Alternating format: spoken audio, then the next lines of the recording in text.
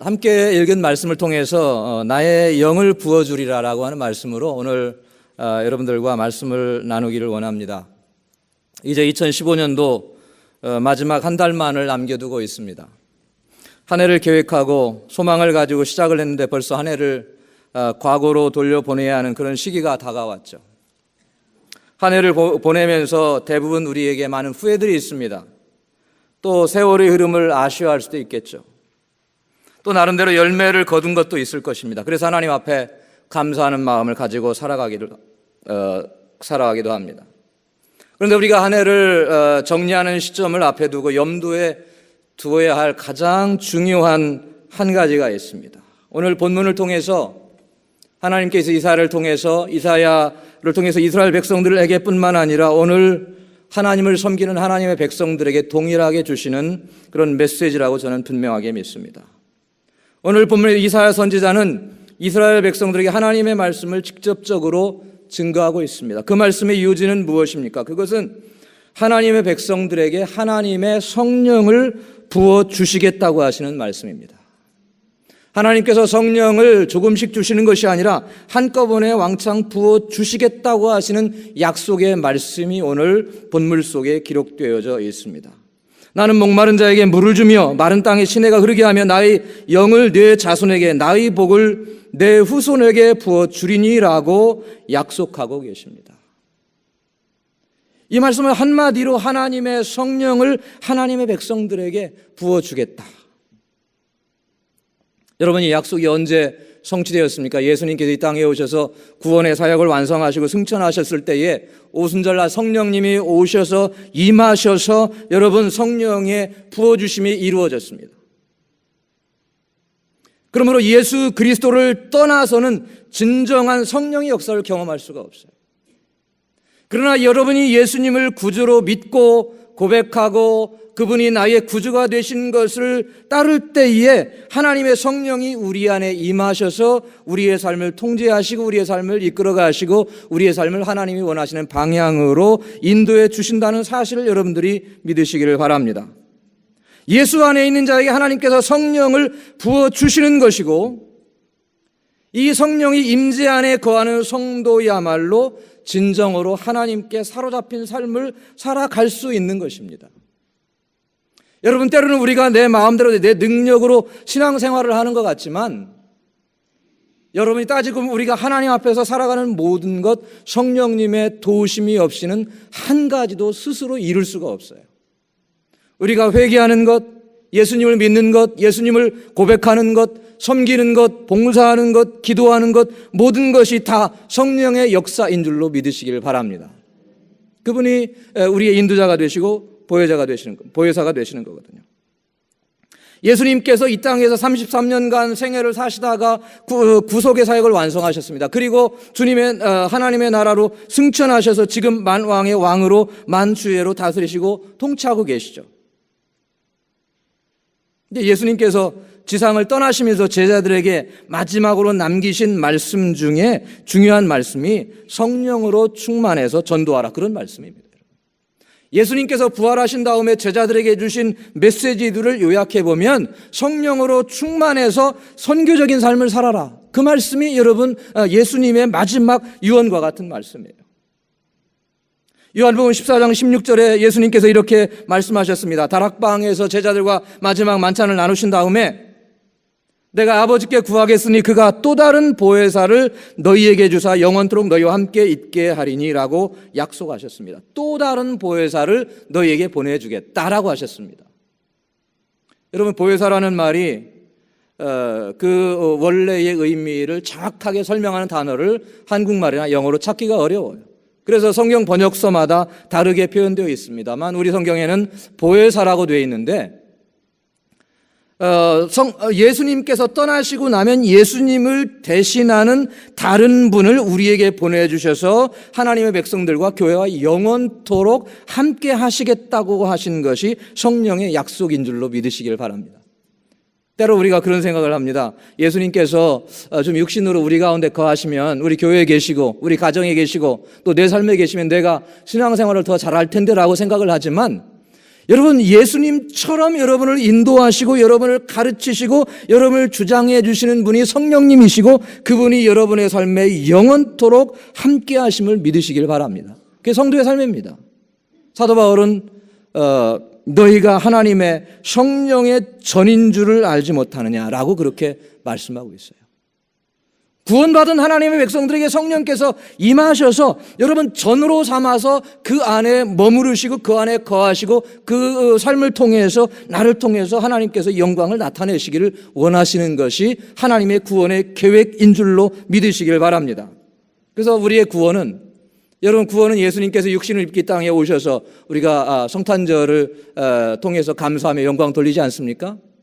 예수님의 성육신을 통해서 구원이 시작되었고 성령님의 우리에게 각 사람에게 임하시는 역사를 통해서 여러분 구원이 완성되는 거예요. 그러므로 여러분이 중요한 것은 여러분 안에 계신 성령님이 내 안에 계시고 내 안에 충만히 임하셔서 역사하시기를 원하신다는 사실을 여러분들이 자각하시고 성령님을 따라 살아가는 여러분 되시길 바랍니다. 그래서 사도 바울이 에베소에 가서 전도할 때에 성도들이, 믿는 사람들이 일어났을 때 그들에게 이런 질문을 합니다. 너희가 믿을 때 성령을 받았느냐? 정말로 여러분의 삶에 성령의 임재와 성령의 역사하심을 느끼면서 살아가고 계십니까? 여러분, 성도의 삶은 성령이 없이는 불가능한 삶입니다. 여러분 잘 아시죠? 사도행전 1장 8절에 예수님께서 승천하시면서 마지막으로 제자들에게 남기신 말씀이 있습니다. 오직 성령이 너희에게 임하시면 너희가 권능을 받고 예루살렘과 온 유대와 사마리아와 땅끝까지 이르러 내 증인이 되리라고 하셨습니다. 여러분, 교회의 사명은 복잡한 것이 아닙니다. 예수 그리스도의 부활과 복음을 세상에 전하는 거거든요. 그래서 우리가 존재하는 거 아닙니까? 함께 모여서 예배하고 함께 모여서 훈련하고 함께 모여서 교통하고 하나님께 영광 돌리는 거 아니겠습니까? 그 일을 어떻게 이루느냐? 오직 성령이 너희에게 임하시면 그랬어요. 너희가 더 애를 쓴다거나 너희가 더 열심히 땀을 흘린다, 그것이 아니라 오직 성령이 너희에게 임하시면 그렇게 되어 있습니다. 너희가 권능을 받고 내 증인이 될 것이다 라고 그랬습니다. 그래서 교회와 성도들을 통해서 하나님의 역사와 여러분 선교를 이루게 하는 원동력이 어디에게 있느냐? 성령님께 있다는 사실을 여러분들이 믿으시기를 바랍니다.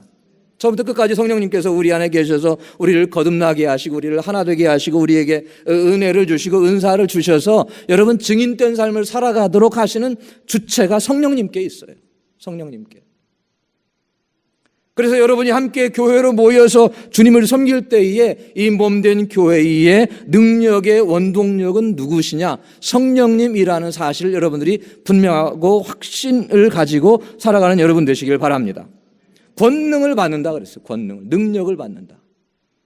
여러분에게 능력이 필요하지 않습니까?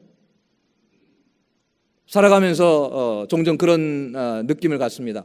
나에게 좀 더 능력이 많았으면, 좀 내가 기도하면 병자들도 치료되고 또 귀신도 떠나가고 또 불신자들이 회개하는 역사가 일어났으면 좋겠다, 그런 생각을 하지만 그런 역사가 누구를 통해서 일어나는, 성령이 공급해 주시는 권능을 통해서 이루어진다는 사실을 여러분 믿으십시오. 그런데 여러분, 이 성령의 권능이 이미 여러분에게 임하셨다. 왜? 성령님이 내주하시잖아요. 그렇지 않습니까? 우리 안에 임하셔서 우리 안에 거하시거든요. 그러면 왜 내 삶에 그런 능력의 역사가 일어나지 않느냐? 어쩌면 우리의 삶이 성령님과 관계가 멀어져 있는지도 모릅니다. 그분의 음성에 우리가 소원해 있는지도 모릅니다. 때로는 우리가 그분의 음성을 무시하고 있는지도 모릅니다. 그러므로 성도는 성령의 충만함을 사모하고 기도해야 합니다. 성령의 충만함을 얻기 위해서 간구하고 그분이 내 심령에, 우리 교회에, 우리 가정에, 우리 사업에, 우리 직장에 임하셔서 하나님의 자녀다운 삶을 살아가도록 인도해 주시기를 위해서 끊임없이 간구하고 요청할 때에 그분이 임하시는 줄로 믿습니다. 여러분, 성령님은 인격적인 분이시기 때문에 강제적으로, 강압적으로 여러분의 삶을 이렇게 이끌어 가시는 분이 아니에요. 여러분이 끊임없이 요청하고 기도하고 사모하고 여러분 간절한 마음을 가질 때에 성령님이 역사하시고 임하시는 것이지, 여러분 나름대로 뭔가 애를 쓰고 여러분이 뭔가 인간의 지혜를 생각해내고 할 때에 성령님께서 역사하실 수가 없는 것입니다. 유명한 성경학자였던 영국의 F.F. 브루스라는 분이 다음과 같이 말했습니다. 1세기 유대인들의 죄가 성자 예수님을 거부한 것이었다면 오늘날 현대인들의 죄는 성령님을 부인하는 것이다 라고 했습니다.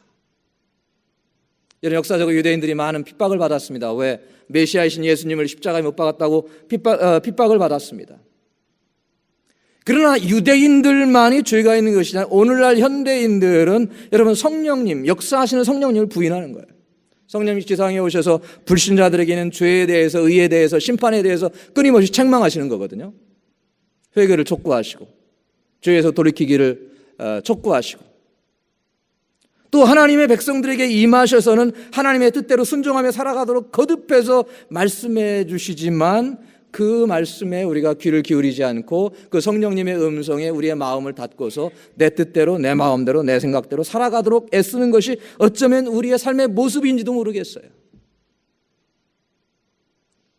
그래서 저는 여러분들이, 성령님은 절대로 여러분을 떠나거나 버리지 않습니다. 처음부터 끝까지 항상 여러분이 예수님을 영접한 순간, 그 순간부터 항상 여러분과 함께 하심을 여러분들이 믿으셔야 됩니다. 왜? 그게 하나님의 약속이거든요. 그러나 우리의 마음이 그분의 임재에 무디어져서 그분이 끊임없이 우리를 말씀해 주시고 지혜를 주시는 거거든요. 그러나 귀를 기울이지 않아요. 사람의 생각, 사람의 뜻, 주변에 있는 사람들의 도움, 세상의 도움을 구하기 위해서 애를 쓰다 보면 우리가 그분의 음성을 무시하거나 하나님의 뜻을 이루지 못하는 거예요. 여러분 D.L. 무디 잘 아시지 않습니까? D.L. 무디가 참 유명한 일화들을 많이 남겼는데, 그분이 한 번은 전도 집회에서 이런 설교를 했습니다.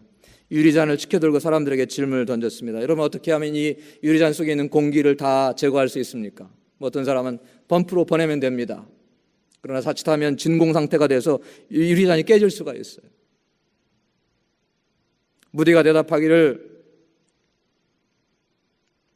무디는 주전자에 물주전자를 들고서 빈 컵에다가 물을 가득 부었습니다. 그리고 물이 채워지면 공기가 자동적으로 제거되는 것입니다. 그런 설명을 합니다. 여러분, 우리의 삶에, 여러분의 삶에 우리가 예수님을 믿는 순간 여러분 육신의 소욕과 성령의 소욕이 끊임없이 갈등하지 않습니까? 그렇지 않습니까? 우리가 예수님을 믿었다고 해서 다 성인으로 변화되는 게 아니거든요. 다 우리의 삶에 고민이 있고 갈등이 있고 씨름이 있고, 내가 세상을 따라서 사람의 방법대로 살아가야 되느냐, 아니면 하나님 말씀 따라서 하나님의 방법대로 살아가야 되느냐라고 하는 그런 고민과 갈등이 우리 속에 계속 일어납니다. 그게 신앙의 본질 아니겠습니까? 그런 갈등 속에서 우리가 육신의 소욕을 따라가다 보면 성령님을 소멸시키는 겁니다. 그래서 여러분이 누구를 선택하느냐, 여러분의 삶에 하는 것이 대단히 중요하다는 사실을 기억하시기를 바랍니다. 여러분, 한번 로마서의 말씀을 살펴보시길 바랍니다. 로마서 7장을 한번 펴보실까요? 로마서 7장. 로마서 7장 23절, 24절 말씀 한번 보시죠.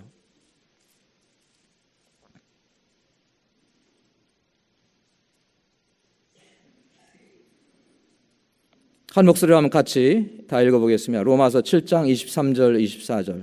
다 찾으셨죠? 시작. 내 지체 속에서 한 다른 법이 내 마음의 법과 싸워 내 지체 속에 있는 죄의 법 아래로 나를 사로잡아 오는 것을 보는도다. 오라, 나는 곤고한 사람이로다. 이 사망의 몸에서 누가 나를 건져내랴. 아멘. 지금 이게 사도 바울의 개인적인 고백이거든요. 사도입니다. 바울입니다. 위대한 믿음의 선생입니다.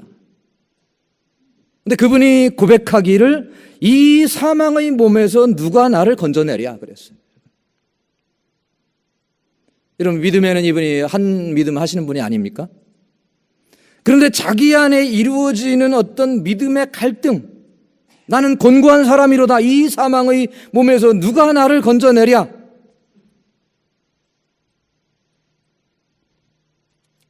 사도 바울의 갈등의 요체가 뭐냐 하면 이런 겁니다, 여러분. 여기에 죄의 법이 있습니다. 그리고 생명의 법이 있습니다. 하나님의 말씀대로 순종하면서 사는 법이 있고, 또 죄의 법대로 육신대로 살다가 멸망하는, 심판하는 그런 법이 있습니다. 그래서 우리 양심은 자연히 생명의 법을 따라가기를 애를 쓰는 거예요. 그래서 사도 바울이 이 사망의 길, 죄악의 길을 버리고 생명의 길을 따라가기 위해서 무진장 애를 쓰는 것입니다. 어쩌면 금식도 하고 철야도 하고 선행도 베풀어보고 열심히 자기 몸을 쳐서 복종시키는 그런 일들을 했겠죠. 그러나 그러면 그럴수록 더 자신이 사망의 법으로, 죄의 법으로 빨려 들어간다라고 하는 사실을 고백하고 있는 거예요, 여러분. 여러분, 동일한 그런 경험을 해보신 적이 있습니까? 내가 믿음으로 살아가려고 하는데, 더 열심히 좀 하나님 앞에 순종하는 삶을 살아가려고 하는데 점점 내 삶이 하나님과는 멀어지는 듯한 그런 느낌을 갖는 그런 순간들을 경험해 보신 적이 있습니까? 왜 그러냐 하면 여러분, 그것이 내 힘으로, 내 노력으로 신앙생활을 이루어 보려고 하기 때문에 그렇습니다. 여러분이 여러분의 힘이나 여러분의 노력이나 여러분의 능력으로 하나님의 의를 이루기 위해서 애를 쓰다 보면 결국은 여러분 사망의 법으로 빠져들어가는 자신을 발견할 수밖에 없어요. 여러분은 스스로 육신의 법을, 죄악의 법을 이길 수가 없어요. 그럼 어떻게 합니까? 거기 사도 바울이 8장 1절에 보시면, 로마서 8장 1절 같이 한번 읽어보실까요? 1절 2절, 8장 1절 2절 다 같이 시작. 그러므로 이제 그리스도 예수 안에 있는 자에게는 결코 정죄함이 없나니 이는 그리스도 예수 안에 있는 생명의 성령의 법이 죄와 사망의 법에서 너를 해방하였습니다. 아멘. 여러분, 여기 몇 구절 차이가 안 나지만 여러분 23절, 24절과 8장 1, 2절의 분위기는 천지 차이입니다. 사실 천지 차이입니다. 아주 간단한데 여러분, 성령을 따라서 그분에게 초점을 맞추어서 집중을 하다 보면 우리의 삶에 소망이 있고 우리의 삶에 승리가 있고 우리의 삶에 하나님의 뜻이 이루어지는 역사가 일어난다는 거예요. 그러나 그 사실을 망각하고 내가 내 힘으로 하나님의 뜻을 이루기 위해서 뭔가 애를 쓰다 보면 마음속에는 더 곤고함만 남는다라고 하는 사실을 가르쳐 주고 있는 것입니다. 그러면 여러분, 우리가 승리하는 것은 성령님으로 충만해질 때 가능한 것이다라는 사실을 기억하십시오. 하나님께서 우리에게 성령으로 충만하라고 하시는 이유가 있어요. 첫 번째로 두려움을 제거해 주십니다. 한번 따라해 보실까요? 두려움을 제거해 주신다. 두려움을 제거해 주신다. 여러분이 인생에 살아가면서 나는 과거에도 두려움을 느껴본 적이 없고 현재에도 아무런 두려움이 없고 미래에도 아무런 두려움이 없을 것이다 라고 생각하시는 분 계세요? 한번 손 들어보시죠. 네, 감사합니다. 손을 안 들어주셔서. 우리에게는 다 이 두려움이 있는 겁니다. 이 세상의 삶은. 그렇지 않습니까? 종류는 다르지만 사람마다 다 온갖 두려움으로 우리가 그렇게 살아가는 거예요. 미래에 대한 막연한 두려움, 삶의 염려에 대한 두려움, 실패에 대한 두려움, 물질에 대한 두려움, 인간관계의 두려움. 때로는 두려움이 없어도 그것 자체가 두려워질 수가 있어요. 삶이 왜 이렇게 편안하지? 왜 삶에 이렇게 평안하지? 뭔가 이상하다. 그런 생각하지 않습니까? 여러분, 이것이 사람의 죄악된 본성에서 나오는 거예요. 여러분, 두려움은.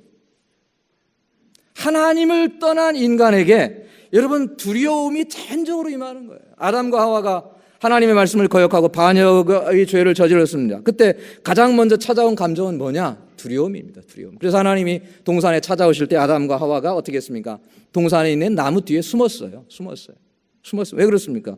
두려우니까 그런 거예요. 전에는 하나님이 은혜의 하나님이셨고 자비의 하나님이셨고 교통하기를 원하는 하나님이셨지만 이제는 두려움의 대상이 되고 말았습니다. 그래서 나무 뒤에 숨습니다. 오늘날 세상에 하나님을 알지 못하는 사람들이 주님 앞에 나오기를 거부합니다.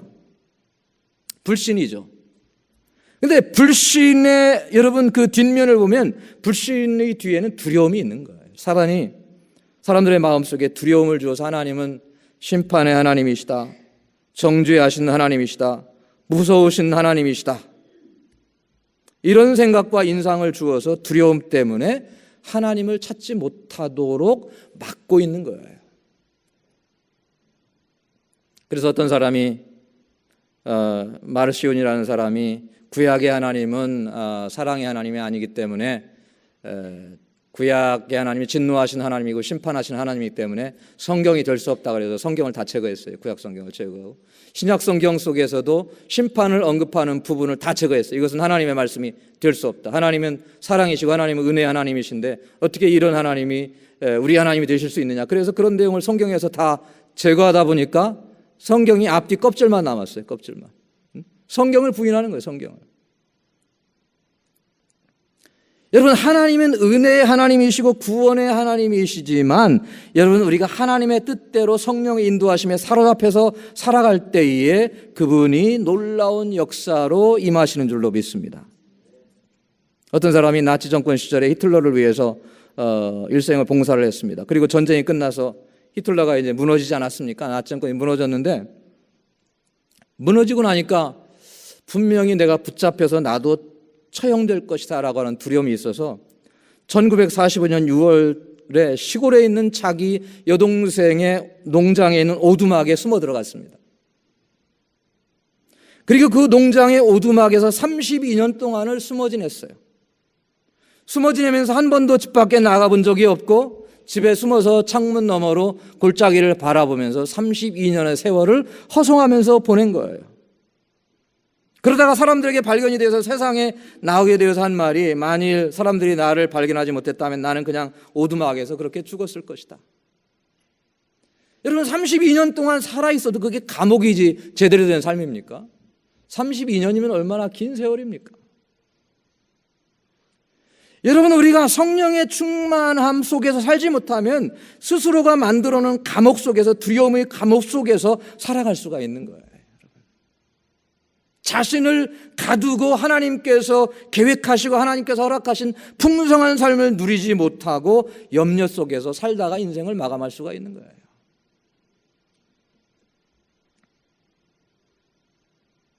이런 가운데 하나님은 본문을 통해서 내가 택한 여수르나 두려워 말라. 내가 택한 여수르나 두려워 말라 라고 말씀하고 계신 것입니다. 여러분에게 어떤 두려움이 있습니까? 어떤 염려가 있습니까? 어떤 해결되지 않는 그런 문제가 여러분을 괴롭히고 있습니까?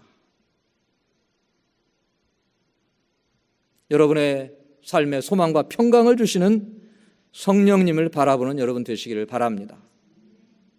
여러분 이때에 이사야가 이런 말씀을 할 때에 이스라엘이 참 어려운 처지에 점점 더 이제 어려운 환경으로 나아가는 그런 시절이었습니다. 신앙이 좋을 때에 유다와 이스라엘이 전 세계에 빛을 비추는 그런 강한 나라로 설 수 있었습니다. 그러나 왕들이 또는 백성들이 또는 지도자들이 하나님의 말씀대로 살지 않고 말씀을 반역하고 죄악된 삶을 살다 보니까 자꾸 나라가 위축되는 거예요. 그러다 보니까 북방의 하나님께서 바벨론, 아수르라고 하는 강대국들을 일으켜서 나라에 자꾸 전쟁의 환란이 끊이지 않는 그런 이제 시작되는 그런 속에 있는 거예요. 우리가 전쟁이 나면 어떻게 하나? 나라가 멸망하면 어떻게 하나? 우리가 칼에 멸망당하면 우리 자녀들은 어떻게 하나? 라고 하는 그런 염려가 사람들의 마음속에 드리울 때 하나님께서 이사야를 통해서 염려하지 말라, 두려워하지 말라. 내가 내 신을 너에게 부어주겠다. 이런 우리가 살고 있는 미국의 상황도 크게 다르지 않은 것 같습니다. 시리아의 내전, 아이시스 테러, 그로 인한 각 나라들 간의 각축전 치열하지 않습니까? 우리가 다 눈으로 목격하지 않지만 굉장히 물밑에서 각 나라들의 경쟁이 굉장히 치열한 거예요. 그리고 국제정세가 앞으로 어디로 흘러갔는지 아무도 장담할 수 없는 그런 시기에 우리가 살고 있어요. 지난 주간에 있었던 캘리포니아주의 샌 버나디노에서 일어난 살상은 이제 미국도 테러로부터 안전하지 못하게 된 것이 아닌가 하는 그런 두려움을 사람들의 마음속에 심어주었습니다. 그래서 CNN에서 어느 기자가 쓴 한 문장을 보면 이제 사람들이 더 자주 어깨 너머로 사람들을 뒤돌아볼 것이다. 서로 의심한다는 거죠. 이제. 믿을 수가 없는 거예요. 이제. 저 사람이 혹시 총을 가지고 있는 것은 아닌가? 저 사람이 혹시 나에게 해를 가하면 어떻게 하나? 라고 하는 두려움이 우리 마음속에 있는 겁니다. 또 한편으로 나라에서는 경기가 더 좋아지고 있다. 또 더 많은 일자리가 만들어지고 있다라고 이야기는 합니다. 그러나 미국 사회의 도덕성이 거의 바닥에 떨어지는 그런 수준에 살고 있어요. 참 살기가 좋아졌다, 예전보다. 그렇게 느끼는 사람이 많지 않은 것 같아요. 여러분은 어떠신지 모르겠습니다. 앞으로 내 삶은 어떻게 될 것인가? 내 직장은 어떻게 될 것인가? 내 사업은 어떻게 될 것이냐? 내 자녀들의 미래는 어떻게 될 것이냐? 라고 하는 두려움이 우리의 마음 속에 그늘을 들이우는 겁니다. 여러분, 이때에 우리가 할 것은, 이 나라가 할 것은, 교회가 할 것은, 하나님의 백성들이 할 것은 하나님의 은혜를 구하고 그분의 자비를 구하고 성령의 역사를 구해서 하나님을 영화롭게 해드리는 일이라고 생각을 합니다. 이것이 이 나라가 살 수 있는 유일한 길이고 우리가 개인적으로, 가정적으로, 교회적으로 살 수 있는 유일한 길이라고 저는 분명하게 확신합니다. 그런데 유감스럽게도 점점 나라가 이 하나님의 말씀에서 멀어져 가고 있어요. 여러분, 하나님께서 죄악이다, 불법이다라고 정한 것을 사람이 법으로 이게 합법이다라고 정하면 불법이 합법이 되는 겁니까? 그렇지 않습니다. 하나님의 앞에서는 불법은 어떻게 표현이 되어져도 불법입니다. 여러분, 사람들은 이것이 자신들의 권리를 찾는 것이라고 생각을 하지만 세상의 모든 결정에는 분명한 결과가 따라오게 돼 있는 거예요. 여러분이 어떻게 결정하느냐, 가정이 어떻게 결정하느냐, 교회가 어떻게 결정하느냐, 나라가 어떻게 결정하느냐, 직장이 어떻게 결정하느냐, 거기에 대한 결과가 분명하게 따라오게 되어 있습니다. 그리고 언젠가는 그 대가를 반드시 지불해야 하는 것입니다.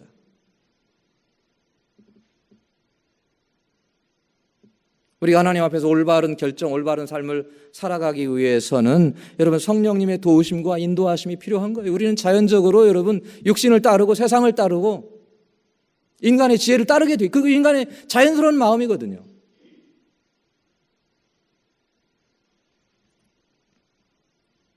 이 나라와 이 사회에 또 교회의 의인들이 일어서고 하나님의 말씀을 존중하고 순종하는 사람들이 일어설 때 나라와 사회와 가정에 소망이 있다는 사실을 믿으시는 여러분 되시기를 바랍니다. 여러분 삶 속에 여러 가지 계획, 여러 가지 비전, 여러분 많은 꿈들을 가지고 계십니다. 그러나 여러분들이 그런 계획이나 비전이나 꿈에 여러분들이 열심히 초점을 맞추시기 전에 먼저 중요한 것은 성령의 충만을 구하고 그분의 인도하심과 그분의 다스리심을 구해야 한다는 거예요, 여러분. 아니, 계획은 계획이고 꿈은 꿈이고 성령님은 성령님인데 왜 내 꿈과 계획과 소망을 이루기 위해서 성령님을 구해야 되느냐?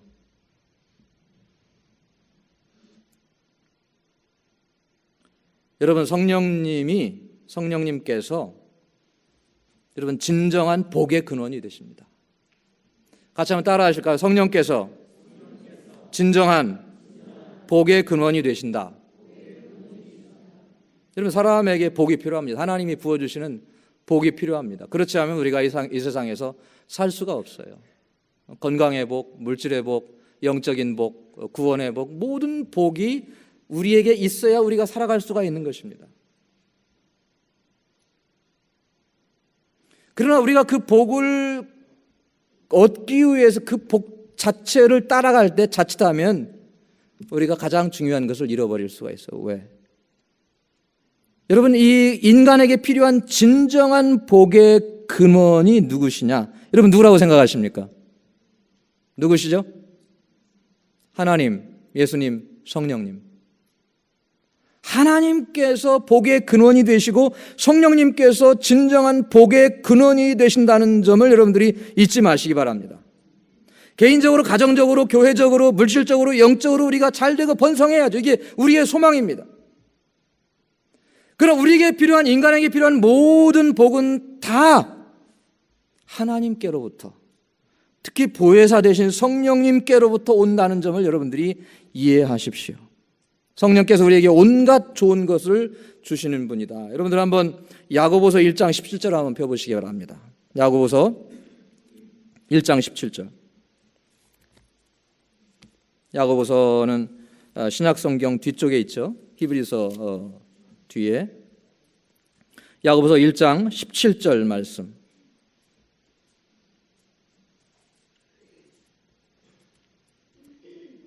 다 찾으셨으면 한번 한 목소리 읽어보겠습니다. 시작.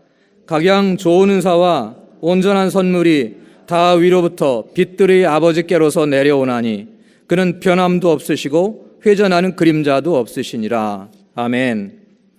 각양 좋은 은사와 온전한 선물이 다 그랬어요. 다. 좋은 은사와 온전한 선물이 다 위로부터 빛들의 아버지께로 내려온다 그랬습니다. 여기 예외가 없어요, 여러분. 예외가 없습니다. 여러분들이 성찬절날 선물을 주고받지 않으십니까?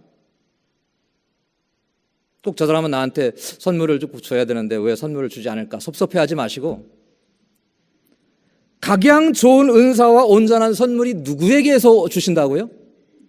위로부터 빛들의 아버지께로서 하나님께서 내려주시는 겁니다. 여러분. 하나님께서.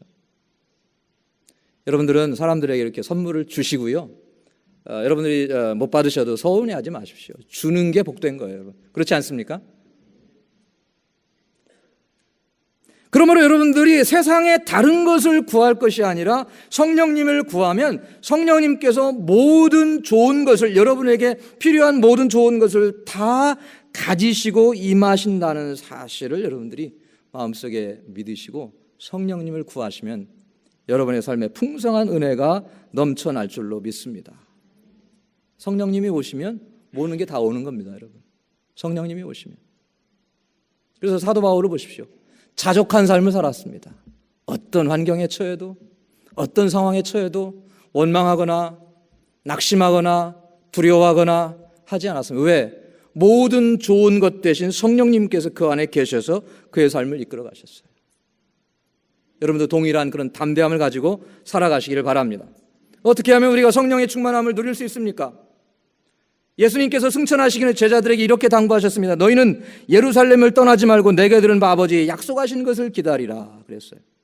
여러분, 예수님께서 승천하셨을 때 제자들이 예루살렘에 머무는 것은 참 어려운 일이었어요. 힘든 일이었어요. 거기에 머물 이유가 없어요. 다 적대적이고 다 잡아서 감옥에 가두려고 하는 그런 환경 속에 있을 이유가 어디에 있습니까? 다 떠나서 자기 고향으로 돌아가서 생업에 종사하는 게 더 현실적이고 더 논리에 맞는 말이죠. 그러나 예루살렘을 떠나지 말고, 예수님은 아셨거든요. 제자들이 떠나갈 것을. 떠나지 말고 내게 들은 바 아버지의 약속하신 것을 기다리라. 여러분, 기다리는 게 대단히 중요한 겁니다. 기다리는 게 힘든 거예요, 여러분. 기다리는 게. 약속 시간 사람이 3분, 5분 늦으면 굉장히 힘들어지잖아요. 그렇지 않습니까? 성령님을 여러분들이 충만하게 경험하기 위해서는 주님 앞에서 기다리는 시간이 필요한 거예요. 기다린다고 하는 것은 사모하라는 말씀이고, 간절히 사모하면서 그분을 향한 마음의 갈급함이 있을 때에 성령님께서 임하신다는 것입니다. 여러분, 1908년에 셰클턴이라는 사람이 세 사람의 조수와 함께 남극을 탐험하기로 했어요. 그래서 4마리의 나귀에다가 필요한 물건들을 가득 싣고 기지를 떠나서 남극을 향해 여행을 했습니다. 그런데 몇 주가 지나지 않아서 생필품이 다 바닥이 나고 떨어졌습니다. 그리고 이 4마리의 나귀가 모두 죽고 말았습니다. 그래서 남극에 도달하지 못하고 기지로 되돌아왔는데 127일 동안을 그렇게 허비하면서 기지로 돌아왔는데, 돌아오는 도중에 이분이 탐험 일지를 남겼어요. 근데 그분이 이렇게 기록을 했습니다. 대부분의 시간은 먹는 음식에 관한 대화로 허비되었다. 동상이 걸려 죽음의 문턱에 있을 때조차도 우리의 가장 큰 관심사는 음식에 있었다. 당연하죠. 당연하죠. 몇 달 동안 음식을 경험했으니까 음식이 여러분 의식을 차지하는 당연한 것입니다. 어쩌면 우리도 살아가면서 이런 삶의 생각을 가지며 살아갈 수 있습니다. 내 사업, 내 가정, 내 직장, 내 물질, 또는 현재 내 삶의 어떤 관심사들에 빠져서 여러분 그것만 생각하면서 살아갈 수가 있어요. 근데 예수님께서 이런 말씀하셨습니다. 의에 줄이고 목마른 자가 복이 있다 그랬어요, 여러분. 천국을 사모하고 목말라 하는 사람에게 하나님께서 하나님의 영광을 보여주시는 거예요, 여러분. 뭡니까? 성령의 충만함을 갈급해하고 목말라 하는 영혼에게 주님께서 응답하시고 채워주신다는 사실입니다. 성도 여러분, 여러분의 삶에 해결해야 될 문제가 있을 것입니다. 여러분의 가정에, 여러분의 사업에, 또 여러분의 직장에 여러분들이 해결되어야지 하나님의 도우심이 필요한 부분들이 있을 것입니다. 여러분이 아무리 혼자 그 문제를 붙들고 애를 써도 해결하지 못하는 문제들이 많습니다. 그러나 하나님은 피할 길을 주시는 분이라고 분명히 말씀해 주셨어요. 그래서 여러분들이 소망 되신 예수님, 성령님을 바라보시고 그분을 의지하는 여러분 되시길 바랍니다. 그러면 하나님께서 여러분에게 그 피할 길의 문을 열어주시는 거예요, 여러분. 그렇지 않습니까? 그래서 올 한 해를 여러분들이 마감하시면서 하나님 앞에서 정말로 더 성령님을 구하시고 의지하시고 그분을 온전히 따라 순종하는 여러분 되시기를 주님의 이름으로 축원합니다. 기도하겠습니다. 할렐루야. 하나님 아버지, 감사와 영광을 돌립니다. 저희들 구원해 주시고 또 저희들 성령의 전으로 삼아 주셔서 걸어가신 주님께서 저희 안에 계셔서 영원토록 함께 거하시는 줄로 믿습니다. 그러나 저희들이 때로 하나님 육신적으로 되어서 주님의 음성에 귀를 기울이지 못하고 세상에 죄악된 모습에 귀를 기울일 때가 많이 있습니다. 저희들을 용서해 주시고 성령님을 따라서 저희들이 믿음으로 승리하며 하나님께서 주시는 온갖 좋은 것들을 누리며 살아가는 성도들, 교회들 삼아 주시옵소서. 감사와 영광을 돌려오며 예수님의 이름으로 기도하옵나이다. 아멘.